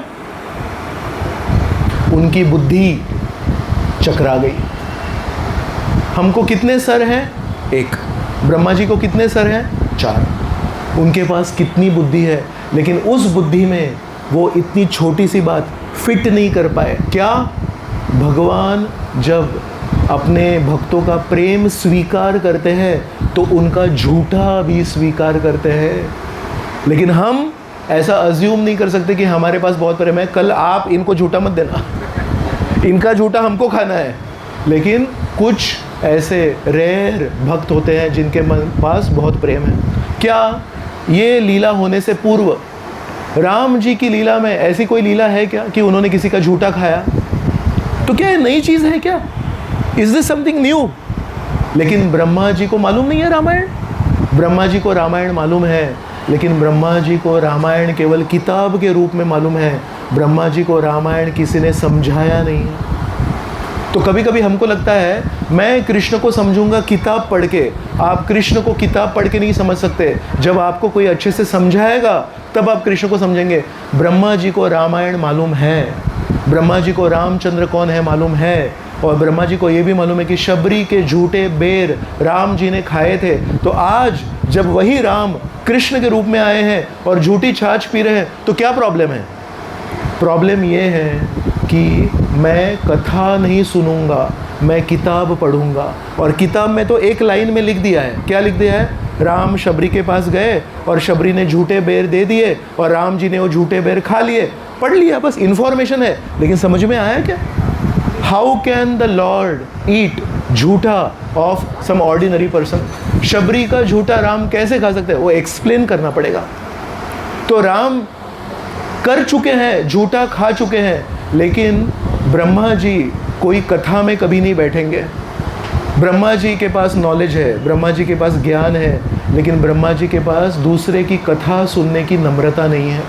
इसलिए ब्रह्मा जी के पास इतना दिमाग है, इतना इंटेलिजेंस है, राम जी का पूर्व इतिहास है, उदाहरण है, लेकिन आज जब कृष्ण को उन्होंने झूठी छाछ पीते हुए देखा, he said this cannot be God, ये भगवान हो नहीं सकते। लेकिन अघासुर भी मरा हुआ है, अघासुर को कोई नहीं मार सकता, तो है भगवान, प्रूफ है। लेकिन this proof is also there, झूठी छाछ पिए, कन्फ्यूजन हो गया। तो जब बुद्धिमान व्यक्ति के मन में जब कंफ्यूजन आता है वो क्या करता है? He wants to solve it. Ordinary people जब कंफ्यूजन होता है तो बोलते हैं ठीक है आगे देखेंगे क्या होता है, लेकिन इंटेलिजेंट आदमी का एक ईगो रहता है, I will solve this confusion. तो ब्रह्मा जी ने क्या किया? ब्रह्मा जी ने सोचा अभी मैं इस कंफ्यूजन को सॉल्व करूँगा, लेकिन उनको नहीं मालूम मैं I am a firefly. Firefly मालूम है? एक कीड़ा होता है, उसे अग्नि निकलती है ना, थोड़ा प्रकाश निकलता है, वो भी प्रकाश पैदा कर रहा है, उसका बोरोड नहीं है, अपने शरीर से प्रकाश पैदा कर रहा है। और सूर्य है, उसका भी बोरोड लाइट नहीं है, जैसे मून चंद्र का बोरोड लाइट है। सूर्य भी प्रकाश पैदा करता है और ग्लोवर्म फायरफ्लाई भी प्रकाश पैदा करता है, but what is the comparison? So Brahma ji भूल गए मैं पैदा कैसे हुआ? विष्णु के नाभि में से। पद्मनाभ, अनंत पद्मनाभ स्वामी है केरल में, उनके नाभि में से ऐसे ब्रह्मा जी बाहर निकलते हैं। ब्रह्मा जी भूल गए और ब्रह्मा जी बोले today firefly will try to test the sun, is it possible? लेकिन ब्रह्मा जी ने किया, क्योंकि बोलते हैं विनाश काले विपरीत बुद्धि। तो क्या किया उन्होंने? बोले अभी एक काम करता हूँ मैं। तो ये सब दोस्त लोग यहाँ पे प्रसाद ले रहे हैं और एक दूसरे का मजाक उड़ा रहे हैं। साथ में कौन है? बछड़े। बछड़े वहाँ पे घास खा रहे हैं, उनको और अच्छी घास दिखी बछड़ों को, तो बछड़े और अंदर चले गए, उनको और अच्छी घास दिखी और अंदर चले गए। ब्रह्मा जी वहाँ पे गए और बछड़ों को मारा नहीं। ये तो असुर नहीं है, असुर मारते हैं, देवता क्या करते हैं? पोषण करते हैं, मदद करते हैं, लेकिन इन्होंने क्या किया? इन सारे बछड़ों को चोरी कर लिया। तो ये सारे बच्चे हैं, एक कृष्ण बोलते हैं कृष्णा ये हमारे बछड़े नहीं दिख रहे हैं, हम लोग जाके देख के आते। कृष्ण बोले अरे रुको रुको रुको, आप लोग इतना अच्छे से मज़ा कर रहे हैं, मैं जाके देख के आता हूँ। Krishna wants to serve his devotees. उन्होंने अपने दोस्तों को बोला तुम यहीं पे रुको, मैं जाके देख के आता हूँ। और कृष्णा गए देखने के लिए, तो बोले यहाँ पे नहीं दिख रहे, और अंदर गए, यहाँ पे भी नहीं दिख रहे, कहाँ गए? फिर ज़मीन पे देख रहे तो वहाँ पे निशान थे बछड़ों के। लेकिन एक ऐसे समय आया जब बछड़ों के निशान चले गए। कितने बछड़े हैं? अगणित बछड़ों के जब निशान गायब हो जाते हैं ज़मीन पे से, समथिंग इज स्ट्रेंज। एक तो बछड़े के निशान होने चाहिए, अचानक सारे बछड़ों के निशान चले गए। तो बोले क्या हो गया? समझ गए कोई तो एक व्यक्ति आया है जिसने मेरे बछड़ों को चुराया है। तो बोले ठीक है देखते हैं। वापस आए तो जहाँ पे दोस्त बैठे थे प्रसाद लेने के लिए, सारे दोस्त गायब। पहले बछड़े गायब, फिर सारे दोस्त गायब, और अकेले बचे कृष्ण। तब कृष्ण ने आंखें बंद की और समझ गए शायद ब्रह्मा जी को वो जो दृश्य है वो देखा नहीं गया, it was too much for him. ये जो इलेक्ट्रिसिटी की वायर है ना, ये लाइट है, ये सब है, कितना वोल्ट्स है इसमें? 240 वोल्ट्स। इस 240 वोल्ट्स के वायर में अगर 25,000 वोल्ट्स का इलेक्ट्रिसिटी देंगे तो क्या होगा? शॉर्ट सर्किट हो जाएगा। तो ब्रह्मा जी को एक मालूम है वोल्टेज, क्या मालूम है? कृष्ण खड़े रहते हैं, नारायण खड़े रहते हैं और सब लोग उनको भोग लगाते हैं। फर्स्ट टाइम ही saw Krishna eating something that is already eaten में, तो it was too much voltage for him, तो he could not handle it, तो सबको चोरी कर लिया। कृष्ण जब आए देखा सब हो गया, कृष्ण को समझ में आया अच्छा ब्रह्मा जी ने चोरी किया, मेरी परीक्षा ले रहे हैं, ठीक है। अघासुर को जब मारना था उसके पीछे क्या विचार था उसका? बच्चे मारे जाएंगे तो पूरा गांव अपने आप मर जाएगा। तो कृष्ण भी सोच रहे हैं अरे बछड़े चले गए, आज मैं अगर अकेला गया वृंदावन में, सारे गाय का क्या होगा? गाय मर जाएंगे, और ये मेरे सब दोस्त हैं, अगर मैं अकेला चला गया वृंदावन में तो इनके माता पिता जान दे देंगे, तो सही है ये नहीं है, तो मैं क्या करूँगा? कृष्ण ने सब लोगों के हृदय में एक परमात्मा के रूप में विस्तारित किया है, तो कृष्ण को अपने आप को विस्तार करने में कोई बड़ी तकलीफ नहीं है। तो कृष्ण ने क्या किया? जैसे इन्होंने अपने को अलग अलग अवतारों में विस्तारित किया है, उसके दो भाग होते हैं, एक है स्वांश और दूसरा है विभिन्न अंश। स्वांश मतलब जितने भी अलग अलग 10 अवतार हैं उनको बोलते हैं स्व अंश, और एक है विभिन्न अंश। विभिन्न अंश मतलब जीवात्मा। तो कृष्ण ने कितने बार स्वांश अवतार लिया है? तो कृष्ण ने इस बार क्या किया? विभिन्न अंश किया। तो क्या किया? जितने भी उनके दोस्त थे किसी को यहाँ पे तिल है, किसी की नीली आँखें हैं, किसी का चेहरा लंबा है, कोई गोरा है, कोई काला है, कोई मोटा है, कोई पतला है, कोई ऊंचा है, कोई नाटा है, किसी ने लाल रंग का वहाँ पे उस दिन पगड़ी पहनी है, किसी ने ग्रीन कलर की पगड़ी पहनी है। जो भी उस दोस्त की आवाज़ थी, किसी की मीठी आवाज़ है, किसी की दूसरी आवाज़ है, जैसे वो सारे दोस्त थे वैसे कृष्ण ने अपने आप को उन दोस्तों में विस्तार किया। एक क्षण में कितने दोस्त हैं? अगणित। अगणित कृष्ण वहाँ पे है। कैसे दिख रहे हैं? लेकिन वो सारे गोप मित्रों जैसे दिख रहे हैं। और एक क्षण में वहाँ पे अगणित बछड़े भी आ गए। कैसे? किसी बछड़े का समझो कलर है ब्राउन कलर का, तो बछड़ा बराबर ब्राउन कलर का ही है। किसी बछड़े का कलर है ब्लू कलर का, तो ब्लू कलर। जो जैसा बछड़ा था, जो जैसा दोस्त था, वैसे सारे रूप में विस्तारित किए। और ये कृष्ण जो मूल कृष्ण है, ओरिजिनल कृष्ण है, वो बांसुरी बजाते बजाते सारे बछड़े आगे और सारे दोस्त पीछे वापस वृंदावन चले गए। उस दिन वृंदावन में कितने कृष्ण गए हैं? सब कृष्ण ही हैं, लेकिन एक कृष्ण नंद महाराज के घर पे गया और बाकी कृष्ण जो दोस्तों के रूप में थे वो अपने अपने घर में गए, है ना। उस दिन उनकी जो माँ थी, उनको अपने बच्चों के प्रति विशेष आकर्षण लग रहा था। इतना आकर्षण अपने बच्चों के प्रति उनको लगा नहीं। क्यों?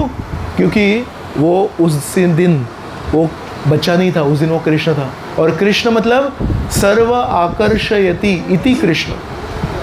कृष्ण शब्द का मीनिंग क्या है? जो सबको आकर्षित करते हैं। तो उस दिन उनको लग रहा है। एक उदाहरण देता हूँ मैं, उसका नाम है श्रीदामा।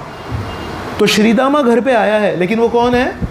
कृष्ण है। तो उस दिन उनकी माँ उसको कैसे प्रेम कर रही है, तो जैसे ही वो दिख रहा है एकदम भाग के गई और श्रीदामा को उन्होंने ऐसे आलिंगन कर दिया। एक दूसरा दोस्त है सुबल।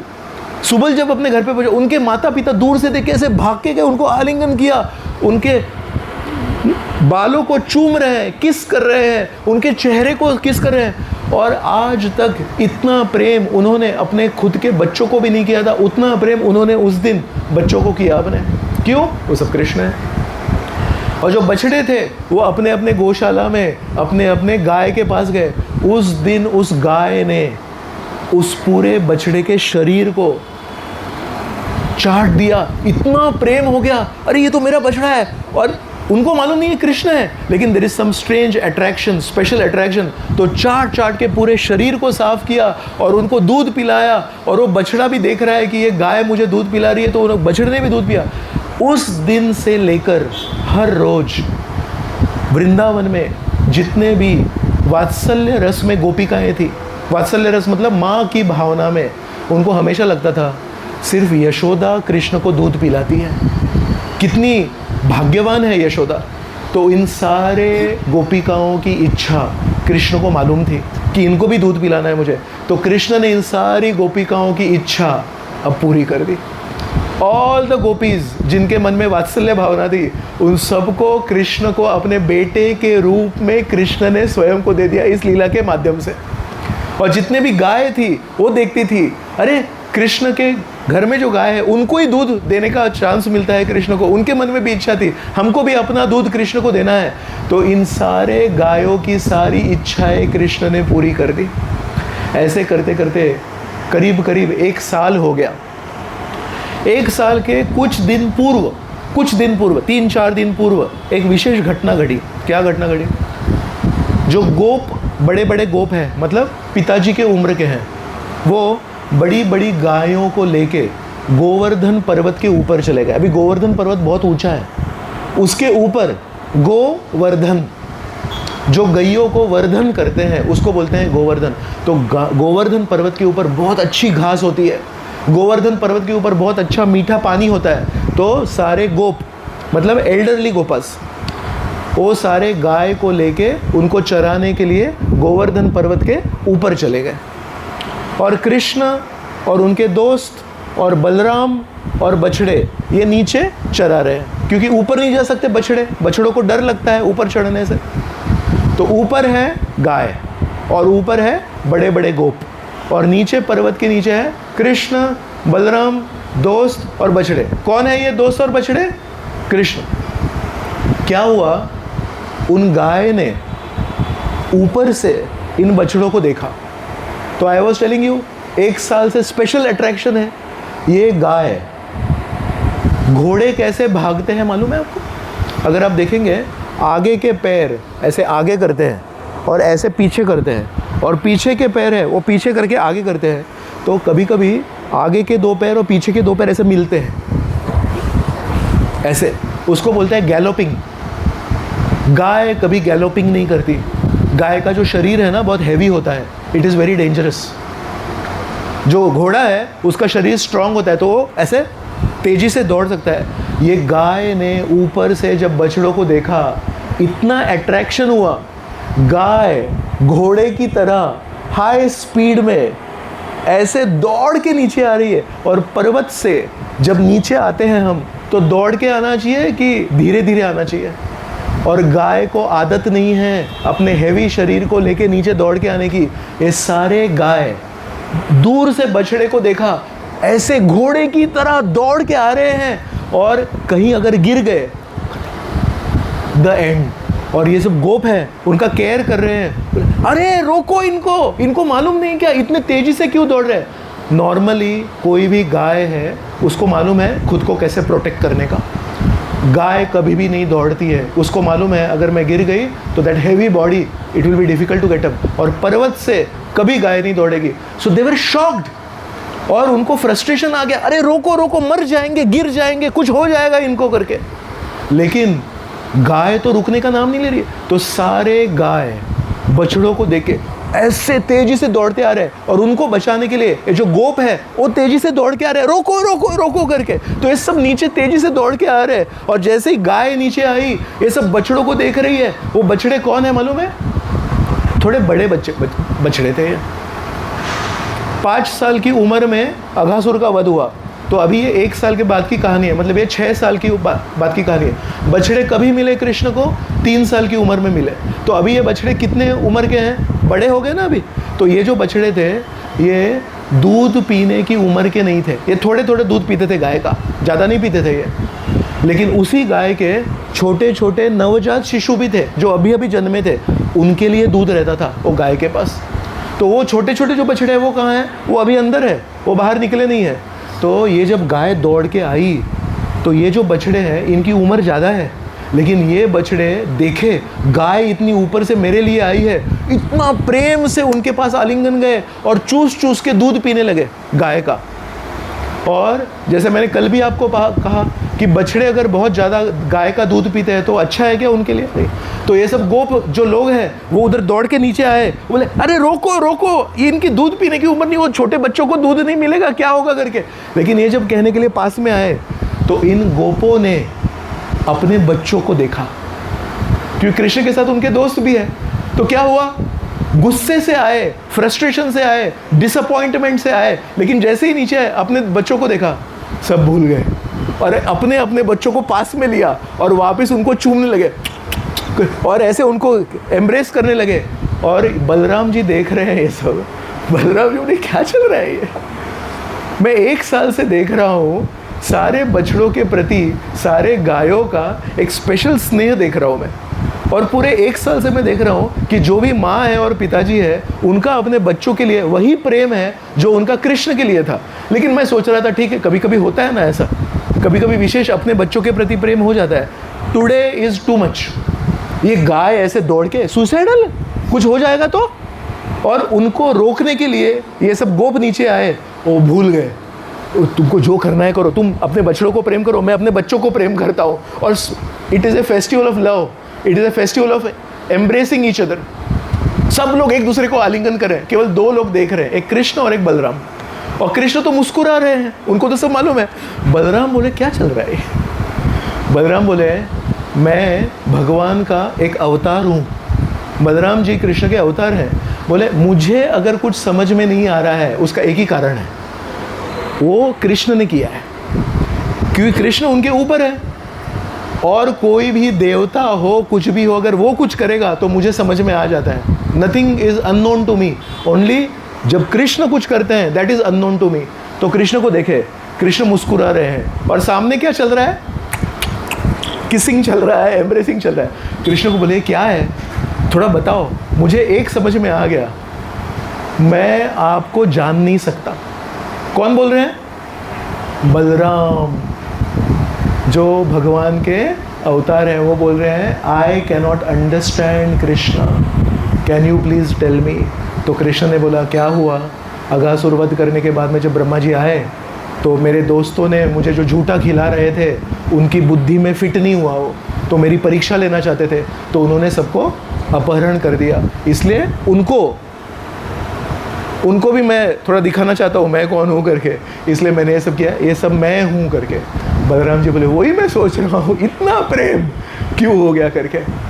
तो बलराम जी उनको, अभी बलराम जी के पास जाएंगे, वो सारे बछड़ों को और सारे दोस्तों को उन्होंने अपहरण करके रख दिया है और उनको एक निद्रा में रख दिया। उन्होंने मारा नहीं, उनको तकलीफ नहीं देनी है, लेकिन निद्रा में डाल दिया और अभी मज़ा देखने के लिए आए।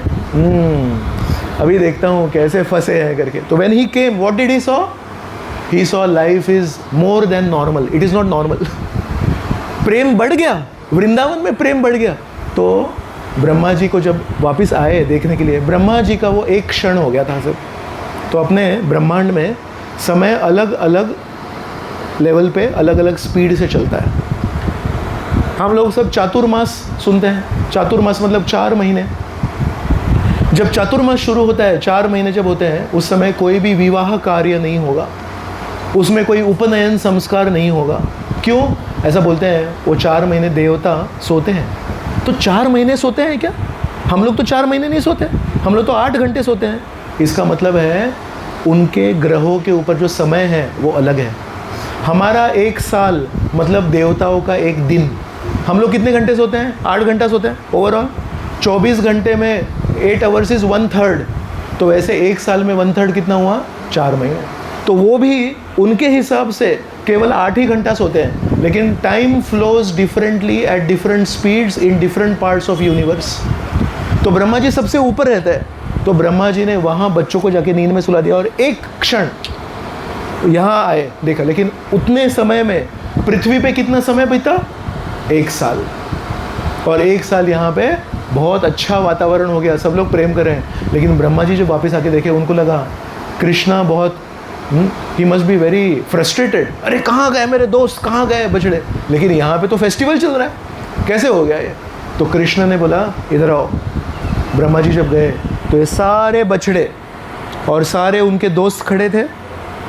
एक क्षण में कृष्ण ने चेंज कर दिया सब।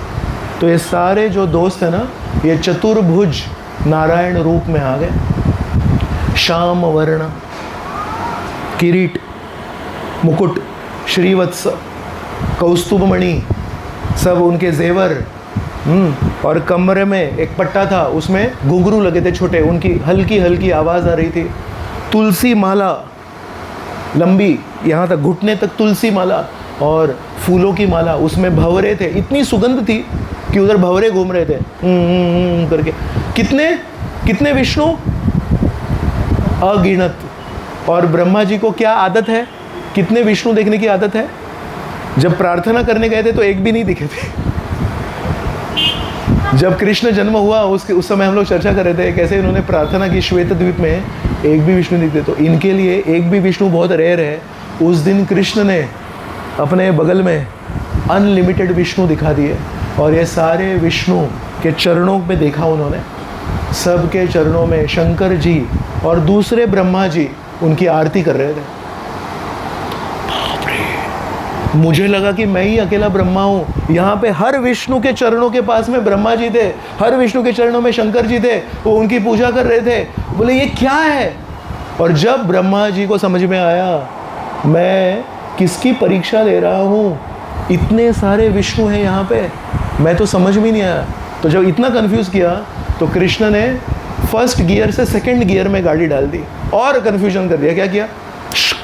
ऐसे किया, ये सारे विष्णु गायब, कोई नहीं। तो विष्णु का दर्शन पाना ही इतना कठिन है, तो इसके पहले कि ब्रह्मा जी भी उनको नमस्कार करेंगे, सब विष्णु गायब। और कौन बचे उधर? एक कृष्ण, वही 6 साल की उम्र वाले कृष्ण, और उनके हाथ में दही राइस, दही चावल था, और उसमें कुछ अनार होता है ना, पोमेग्रेनेट, वो पोमेग्रेनेट के दाने थे उसमें, उसको बोलते हैं कवल, बोलते हैं संस्कृत भाषा में, वो कवल था उनके हाथ में। तो जब खाना खा रहे थे ना 1 साल पहले, तब कृष्ण के हाथों में वो कवल था। तो 1 साल तक ब्रह्मा जी को, अभी चेंज हुआ तो ब्रह्मा जी को क्या लगेगा कि अरे वो कृष्ण नहीं है। तो ब्रह्मा जी को पूरी तरह से कंफ्यूज करने के लिए वही कवल वापस कृष्ण के हाथ में था, और ब्रह्मा जी बोल रहे हैं आप कौन है, मैं तो आपको समझ नहीं पाया। और ब्रह्मा जी ने पूरा दंडवत प्रणाम किया। ब्रह्मा जी के शरीर पे भी पूरा सोना सोना है, देवताओं के पूरे शरीर पे सोना रहता है। तो ब्रह्मा जी ने जब दंडवत प्रणाम किया तो ऐसा लगा एक सोने की लकड़ी भगवान के सामने गिर गई है, और बोले मुझे माफ़ कर दीजिए। बोले मैं कहाँ से निकला, आपके नाभि से निकला ना, तो एक दृष्टि से आप मेरे पिताजी भी हैं और एक दृष्टि से मैं आपका बेटा हूँ। तो कभी कभी क्या होता है ना, माँ जब गर्भवती होती है तो पेट के अंदर छोटा बच्चा रहता है, तो कभी कभी वो छोटा बच्चा जो पेट के अंदर रहता है वो अंदर से लात मारता है, तो माँ लोगों को मालूम है वो। लेकिन जब बच्चा पेट के अंदर माँ को जब लात मारता है, माँ को बहुत खुशी होती है, हेल्दी, मेरा बेटा बहुत हेल्दी है। तो बोलते हैं वैसे मैं आपका बेटा हूँ और मैंने आपको लात मारी, I try to trouble you, I try to test you, मैंने आपको तकलीफ़ दी, लेकिन जैसे माँ अपने शिशु को माफ़ कर देती है वैसे कृपया आप भी माफ़ कर दीजिए। फिर बोले कभी कोई मछली है वो समुद्र में रहती है ना, तो समुद्र के नीचे पानी पानी पानी है, तो मछली को क्या लगता है पूरे विश्व में केवल पानी पानी पानी है। मैं इस तरफ गई पानी, इस तरफ गई पानी, मैं नीचे गई पानी, मैं ऊपर गई पानी, लेकिन वो मछली को मालूम नहीं पानी के ऊपर एक दूसरा जगत है जिसमें पंछी है जो आकाश में उड़ते हैं, उसमें मछली नहीं है, उसमें प्राणी है जो ज़मीन पे चलते हैं, उसमें मछली नहीं है। तो मछली को क्या लगता है पूरा ब्रह्मांड यही है, सागर है, लेकिन सागर ब्रह्मांड का एक छोटा सा भाग है। कितने सारे प्राणी हैं जो पानी में नहीं रहते, वो पानी के बाहर रहते हैं, लेकिन क्या मछली को मालूम है, क्योंकि मछली जब पानी के बाहर आएगी तो मर जाएगी, तो मछली को लगता है पूरा विश्व पानी के अंदर है। वैसे मैं छोटी मछली हूँ और मुझे लगा कि पूरा विश्व केवल मुझे को ही मालूम है। आज समझ में आया कि उसके परे एक दूसरा विश्व है, वहाँ के आप स्वामी हैं, तो कृपया मुझे माफ़ कर दीजिए।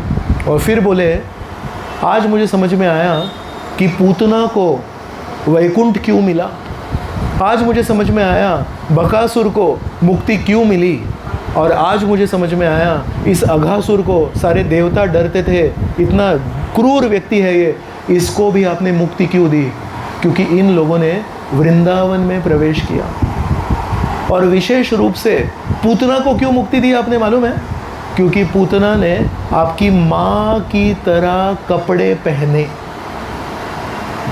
सद्वेशाद अपि पूतना सा कुला देवा पिता, हे भगवान आपने उस पूतना को क्यों सद्वेशाद अपि, यशोदा माई जैसे कपड़े पहनती हैं, तो पूतना ने यशोदा माई को फॉलो किया। किस चीज़ में फॉलो किया, भक्ति में फॉलो नहीं किया, कम से कम ड्रेसिंग में फॉलो किया। तो आप बोलते हैं आपने यशोदा माई को फॉलो किया, आप तो मेरी माँ जैसे हो गए। Just because Putana imitated Yashoda in her clothes you gave her मुक्ति।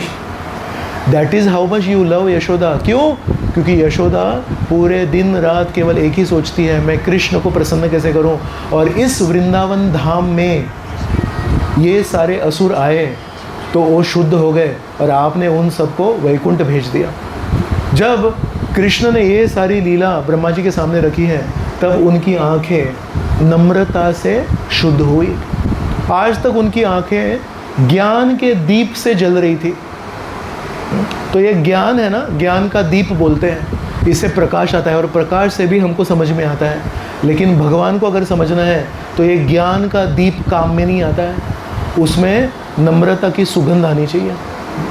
एक गुरु थे, अपने शिष्य को गुरुकुल में से अभी पास आउट हो रहे थे शिष्य, तो उनको बोले मैं देखना चाहता हूँ कि आप क्या सीखें। तो बोले ये 1 रुपया लो, सारे शिष्यों को 1 रुपया दिया उन्होंने और बोले मैं देखना चाहता हूँ 1 रुपये से इस पूरे कमरे को आपको भर देना है, चलो देखता हूँ आप क्या सीखे करके। तो एक शिष्य को 1 रुपया दिया। वो शिष्य बोल रहा है, बाप रे, इतने बड़े रूम को मैं कैसे भरूं 1 रुपये से। वो गया रद्दी के दुकान में, और रद्दी के दुकान में जो रद्दी का न्यूज़पेपर रहता है उसको ख़रीद लिया, और एक एक पेपर को उसने जो फ्लैट रहता है उसको बॉल बनाया। तो रद्दी के पेपर को बॉल बनाएंगे तो इतना वॉल्यूम हो जाता है उसका, 1 रुपये में बहुत सारा न्यूज़पेपर मिलता है। तो उसने वो रद्दी के न्यूज़पेपर से पूरे रूम को भर दिया, और गुरु महाराज को बोले, देखो रूम को भर दिया मैंने। बोले गुड। दूसरे शिष्य को दिया 1 रुपया, क्या करोगे? तो उसने क्या लिया, कॉटन की बाती बनाई, बाती, और थोड़ा तेल लिया, और वो तेल में बाती लगाई और उसको लैम्प बनाया, और उसका जो प्रकाश है वो प्रकाश से पूरा रूम भर गया। तो बोला मैंने भी भर दिया रूम। तो किसको अच्छा लगा? कौन सा शिष्य अच्छा लगा गुरु को? रद्दी से भरने वाला कि प्रकाश से भरने वाला? प्रकाश से भरने वाला। फिर उस शिष्य को बोला कि तुम बहुत अच्छे हो। तो ये पहला शिष्य बोलता है, अरे मैंने भी तो भरा ना, आपने बोला क्या प्रकाश से भरना है करके, भरने को बोला तो मैंने भी भरा, तो आप इसको क्यों ऐसा स्पेशल करते हैं? तो बोले दिखाता हूँ। उसको बुलाया वापस, बोले तुमने प्रकाश से भर दिया, इसी रूम में और 1 रुपया लो और भी भरना है। तो इसको पूछा तुम भर सकते हो क्या? तो बोला नहीं, मेरे रूम में तो रद्दी भर गई है, अभी उसमें जगह नहीं है और कुछ नहीं भर सकता मैं। उसको बुलाया, तुम भर सकते हो क्या? बोले हाँ भर सकता हूँ। अच्छा और भरोगे तुम? हाँ। उसको 1 रुपया दिया। क्या किया उसने? उसने अगरबत्ती लाई, अगरबत्ती जलाई, और उस रूम में जहाँ प्रकाश पहले से ही भरा हुआ था उसमें अभी सुगंध भर दी उसने। तो इसलिए भगवान को अगर हमको प्रसन्न करना है तो ज्ञान का दीप आधा है, 50%, उसके बाद में नम्रता लगती है। तो वो नम्रता ब्रह्मा जी के पास नहीं थी, और इसलिए ब्रह्मा जी सब कुछ जानते हैं। ब्रह्मा जी के हृदय में भगवान ने बोला था मैं यदुवंश में आऊँगा, लेकिन ब्रह्मा जी को समझ में नहीं आया। एक होता है जानना और एक होता है समझना। हम भी बहुत कुछ जानते होंगे लेकिन अभी तक हम समझे नहीं हैं। तो ब्रह्मा जी ने जब दंडवत प्रणाम किया श्री कृष्ण भगवान को, तब नम्र हो गए ना वो, तो कृष्ण भगवान ने उनको आशीर्वाद दिया। तब जब उठे और जब देखे तो वृंदावन का हर एक वृक्ष उनको कल्प वृक्ष के समान दिख रहा था। कल्प वृक्ष कहाँ होते हैं? वैकुंठ में होते हैं। पृथ्वी पे कल्प वृक्ष नहीं होते, लेकिन वृंदावन के हर एक वृक्ष को उन्होंने कल्प वृक्ष के समान देखा। वृंदावन की मिट्टी को उन्होंने चिंतामणि के रूप में देखा। चिंतामणि मतलब आप उसको हाथ में लेंगे और कोई भी आध्यात्मिक आप इच्छा व्यक्त करेंगे, वो आध्यात्मिक इच्छा आपकी पूर्ण हो जाएगी। जब उन्होंने उस नज़र से, पवित्र नज़र से सब वृंदावन वासियों को देखा, उनको समझ में आया ये जो वृंदावन वासी हैं दिखने में बहुत साधारण है, लेकिन उन्होंने एवं संदर्शिता ही अंग हरिणा भृत्य वश्यता। वृंदावन के लोगों ने कृष्ण को इतना निर्मल प्रेम किया है कि कृष्ण को उन्होंने अपने वश में कर लिया है। तब ब्रह्मा जी ये सब प्रार्थना अर्पण करते हैं, और प्रार्थना अर्पण करते हुए कृष्ण क्या कर रहे हैं? उनके तरफ देख भी नहीं रहे। Krishna is still in that original mood 1 year back. क्या कर रहे थे कृष्ण? जब ब्रह्मा जी चोरी किए सब बछड़ों को और सब दोस्तों को, उस समय कृष्ण क्या कर रहे थे? अपने बच्चों, दोस्तों को और बछड़ों को ढूंढ रहे थे, है ना? He was searching, where are my friends. Brahma ji उनको दंडवत प्रणाम करके प्रार्थना अर्पण कर रहे हैं, माफ़ कर दो, माफ़ कर दो, माफ़ कर दो, माफ़ कर दो, माफ़ कर दो। कृष्णा देख भी नहीं रहे उनके तरफ। वेयर आर माय फ्रेंड्स, मेरे दोस्त कहाँ है? Brahma ji finally got disappointed. मैं इनका बेटा हूँ और मैं इनको प्रार्थना अर्पण कर रहा हूँ, लेकिन मेरे पास देख भी नहीं रहे थे, क्योंकि कृष्ण बहुत ही अफेक्टेड थे। कृष्ण को बहुत बुरा लगा। क्यों? जो भक्त कृष्ण को निर्मलता से सेवा करते हैं, उन भक्तों को ब्रह्मा जी ने कृष्ण से अलग कर दिया। क्या क्या गुनाह है ब्रह्मा जी का? उन्होंने मारा नहीं, उन्होंने खून नहीं बहाया, उन्होंने अटैक नहीं किया। उन्होंने क्या किया? सेपरेट कर दिया। हमारे जीवन में अगर किसी के ऊपर हमारा प्रेम है, हमको मालूम है कि इस व्यक्ति ने हमारे ऊपर निर्मल प्रेम किया है, उस व्यक्ति को हमसे अगर कोई दूर करेगा कितना दुख होगा। तो कृष्ण को हृदय में बहुत दुख हुआ, मेरे दोस्तों को तुमने अलग किया, I don't even want to look at your face. और पूतना मारने के लिए आई कृष्ण को, क्या किया उसको पास में लिया और उसके शरीर से प्राणवायु खींच लिए, उसके तरफ नहीं किया ऐसे। बकासुर जब मारने की कोशिश कर रहा है, I don't even want to look at you, नहीं किया, अघासुर के मुंह में चले गए। तो कृष्ण को जब मारने के लिए कोई आता है, Krishna is not looking at it with A wrong perspective. बोलते हैं ठीक है, इसकी वृत्ति ठीक नहीं है, इसने कुछ मालूम नहीं मैं कौन हूँ करके, तो मुझे प्रेम करना चाहिए, वो मेरे से द्वेष कर रहा है। लेकिन इससे बड़ा गुनाह क्या है, जब हम कृष्ण को जो प्रेम करते हैं और कृष्ण जिनको प्रेम करते हैं उनको जब हम तकलीफ़ देते हैं और कृष्ण से दूर लेके जाते हैं, उससे कृष्ण को बहुत तकलीफ होती है।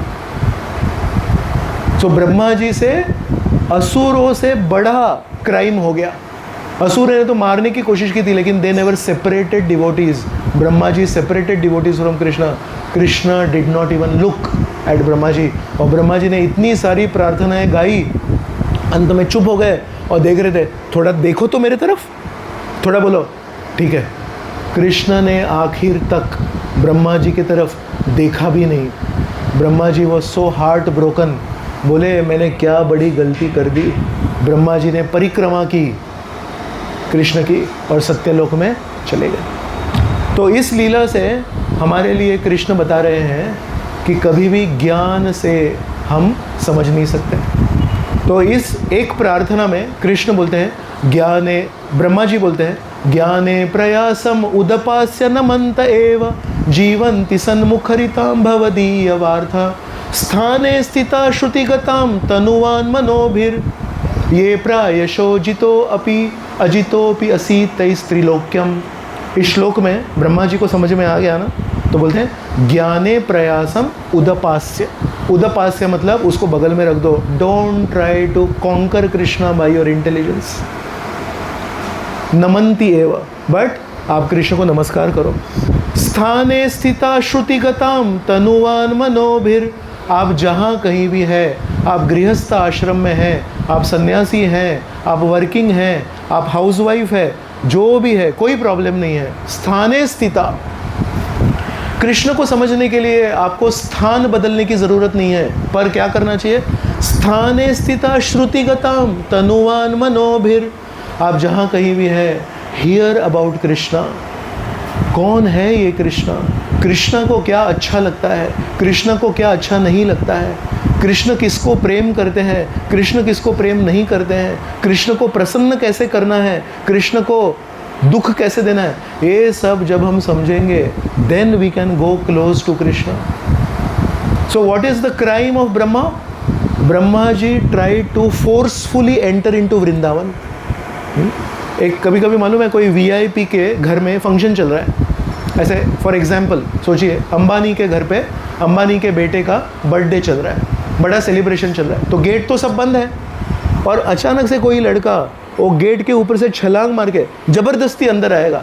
डज ही नो, उसको मालूम है अंदर क्या चल रहा है?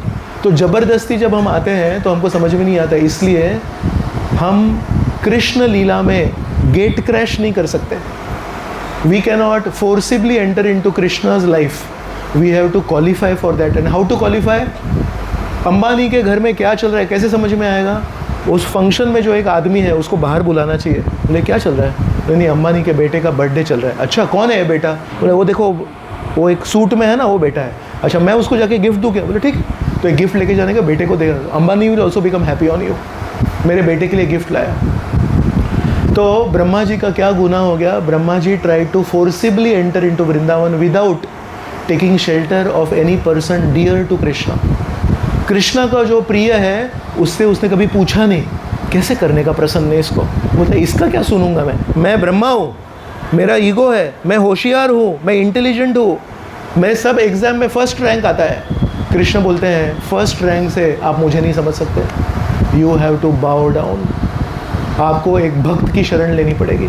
तो ऐसे इस लीला को बोलते हैं ब्रह्म विमोहन लीला। और ये लीला कहाँ से बाहर निकली? अघासुर वध। सुखदेव गोस्वामी ये कथा बता नहीं रहे थे, क्यों? ब्रह्मा जी के विमोहन की लीला है, साधारण व्यक्ति की विमोहन की लीला नहीं है। लेकिन अघासुर वध की कहानी बच्चों ने अपने पिताजी को कुमार अवस्था की लीला पौगंड अवस्था में क्यों बताई, ये परीक्षित महाराज ने पूछा। तब जाके ये लीला बाहर निकली। क्यों? क्योंकि वो 1 साल तक, कौन थे वो लड़के? वो कृष्ण थे। सो बिफोर अघासुर वध एंड आफ्टर अघासुर वध, what was the difference? There was only one difference. क्या? अघासुर वध के पहले हर रोज कुछ न कुछ तो विशेष होता था, और ये सारे बच्चे घर में जाके माता पिता को, माता मालूम है आज क्या हुआ, कृष्ण ने ऐसे किया, कृष्ण ने ऐसे किया। और अघासुर वध के बाद में 1 साल तक कौन थे? कृष्ण थे।